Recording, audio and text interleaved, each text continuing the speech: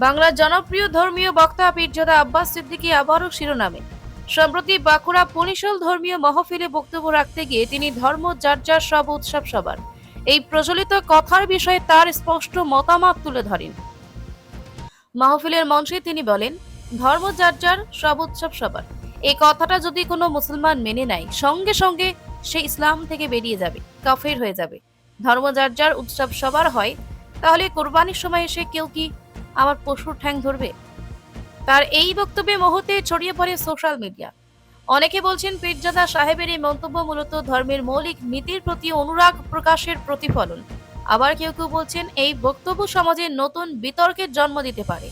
যদিও পীরজাদা আব্বাস সিদ্দিকী সবসময় বলেন, আমি চাই মানুষে মানুষে ভালোবাসা ও ভ্রাতৃত্ব বজায় থাকুক, কিন্তু ধর্মের মর্যাদা ও সীমারেখা যেন কেউ না ভোলে। মাহফিল শেষে উপস্থিত ভক্তদের মধ্যেও এই বক্তব্য নিয়ে শুরু হয় তুমুল আলোচনা। অনেকে বলেন পীরজাদার কণ্ঠে তারা ধর্মের প্রতি দৃঢ়তা আর সত্য বলার সাহস খুঁজে পান।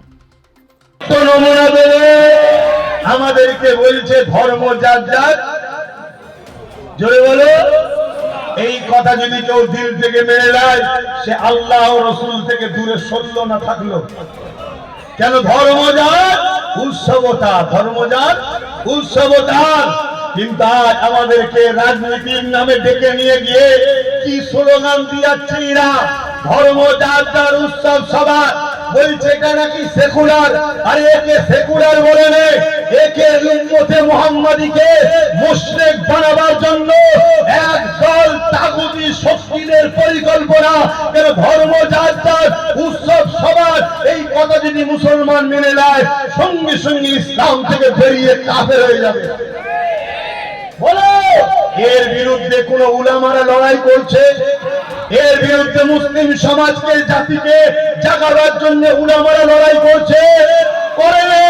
কিন্তু আব্বাস সিদ্দিকী যখন উলামা লড়াই করছে, আব্বাস সিদ্দিকী যখন জাতিকে বুঝাচ্ছে, এই জাতি এরা রাজনীতির নামে তোদেরকে তো চাকরি কেড়েছে, রাজনীতির নামে তোদের রুজি রুটি কেড়েছে, রাজনীতির নামে তোদের অধিকার কেড়েছে, রাজনীতির নামে তোদেরকে এখন নাগরিকত্ব কেড়ে নেবার প্ল্যানিরা করছে, রাজনীতির নামে তোর শরীয়তের উপর আঘাত করেছে, রাজনীতির নামে তোর মসজিদ মাদ্রাসা ভাঙছে, রাজনীতির নামে এরা তোর আল্লাহ আল্লাহ রসুলের বিরুদ্ধে কথা বলছে, রাজনীতির নামে এরা তোদেরকে মুশরিক বানাবার প্ল্যান করছে না করে না?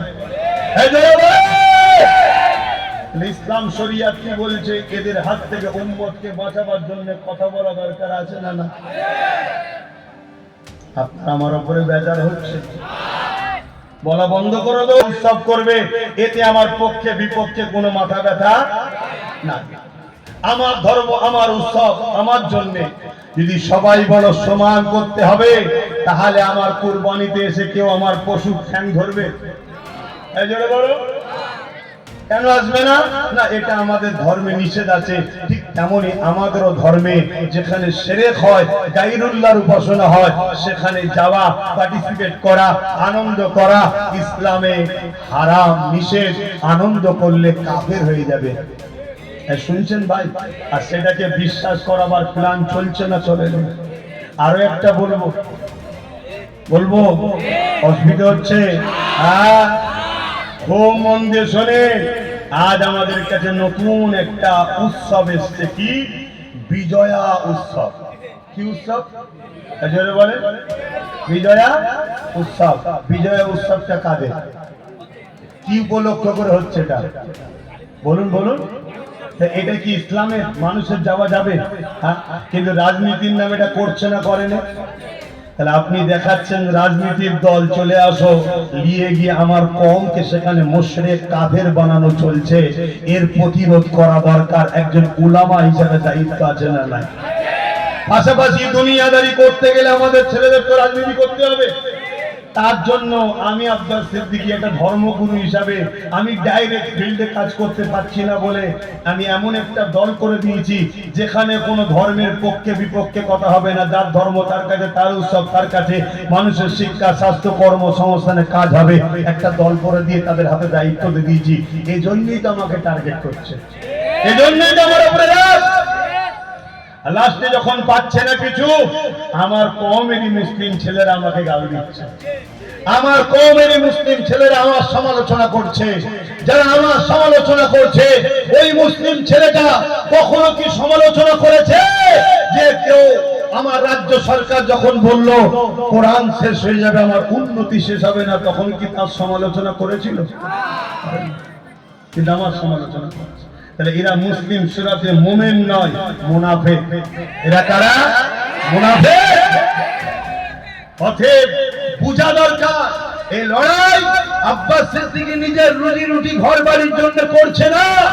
এই লড়াই করতে গিয়ে আমার দুশমন বাড়ছে। এই লড়াই না করলে আমার বন্ধু আরো বেড়ে যেত। কিন্তু এখন বন্ধুকে আমি ধিক্কার জানাই, ওরকম বন্ধুতে আমি লালন জানাই যে বন্ধুটা আল্লাহ রাসূল থেকে আমাকে দূরে নিয়ে চলে যাবে। ওই বন্ধুর সাথে, ওই দলের সাথে, ওই সমাজের সাথে আমরা কি মিশতে রাজি আছি?